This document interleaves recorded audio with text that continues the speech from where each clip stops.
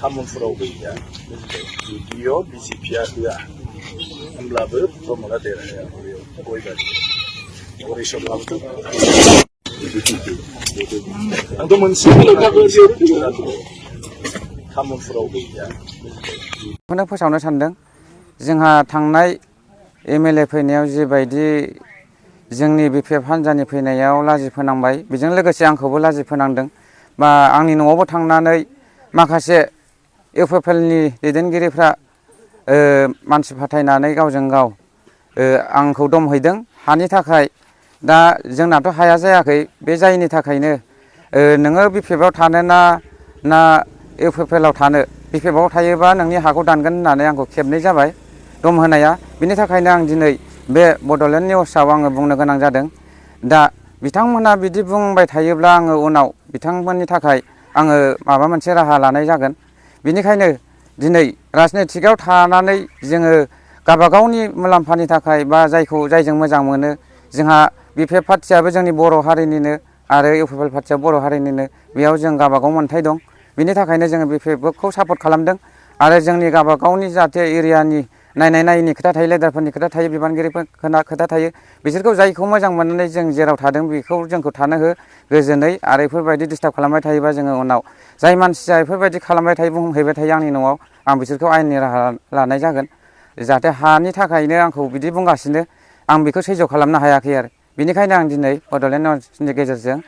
रायजोफोरनिसिम खावलायहरनाय जाबाय आरो बिथांमोनखौबो जाहाथे नुनानै बिथांमोनाबो नुयोब्ला गावखौनो साननानै जाहाथे मोजाङै साननानै नायनानै जाहाथे बुङो उनाव बिदिखौ आंखौबो बुङो आरो गुबुनखौबो बुंनाय खोनादों आङो आंखौनो खेबनै जाबाय आरो गुबुनखौबो बिदिनो बुंनाय खोनादों आरो जोंहा बेजों लोगोसे इउपिएफएलजों लोगोसे जोंहा एबसुआबो सापर्ट दंदेरो दा एबसुनि मानसियाबो आंखौ बुंदों बिनि थाखायनो आङो दुखु मोनदों एबसुआ बेफोरबायदि सापर्ट थानाङामोन आरो गोदोनिफ्रायनो एबसुआ बेफोरबायदि सापर्ट गैयामोन दानि समावसो आङो बेफोरबायदिखौ सापर्ट मोनदों इउपिएफएलनि समनिफ्रायसो एबसुआ सापर्ट होबोनायखौ आं नुनो मोनदों नाथाय एबसुआ जेनेरेलनि जानानै खामानि मावनांगौ बिदिबा जोङो उननि गथ' गथायखौ माबोरैयै जोङो मोजां खालामलांनो हागोन दानिफ्रायनो एबसुआ बिदि मोनसे राजनितिजों लोब्बा थानानै बेफोरबायदि मावोबा सोरखौबा दम होयोबा जों उनाव सोरखौ मा बादा होनो हानो गावजों गाव अर सुनानैसो होनाय जायो सिरि सिरि थुलुंगा होबाय थायो आरो जेसेबांखिनि भट होयो बेयाव जों गोदोनिफ्रायनो होबोबाय थादोंमोन आरो बेफोरबायदिनो एबसुआबो सापर्ट होनायखौ जों होबोबाय थादोंमोन ओमफ्राय दा जों बेफोरबायदि सापर्ट होनायाव जों थानानै जेबो जोङो बेयाव माखासे दैदेनगिरि राजनितिकनि लिडार बा एबसु लिडार बिसोरसो गावसोरसो सोर खामानिखौ मावो आरो बिनि थाखायनो जोङो जेबो मोनैनि थाखाय जों दा बिपिएफ हान्जायाव ओंखारदों आरो जोंखौ बेफोरबायदि ओंखारनायावबो जाहाथे जाद्रायै जों हा हुखौ दानगोन बा बायदिसिना बिपिएफ हान्जायाव ओंखारोबा गोबां दम होनायनि थाखाय जोङो मोजां मोनाखै दा बिनि थाखायनो जोङो खावलायदों जाहाथे मोजां सानलाङो गासिबो बर' हारि जों बर'निनो फिसा बर' बिमानिनो बयबो बर' हारिया बिदिबासो जोङो खौसे थांबासो मोजां जागोन आरो बिदिनो जोङो गावजों गाव बेफोरबायदिनो सापर्ट गैलाया नांलाय खमलायबा जोंनि हारिया जोबस्रांगोन ओंखायनो साफ्रोमबो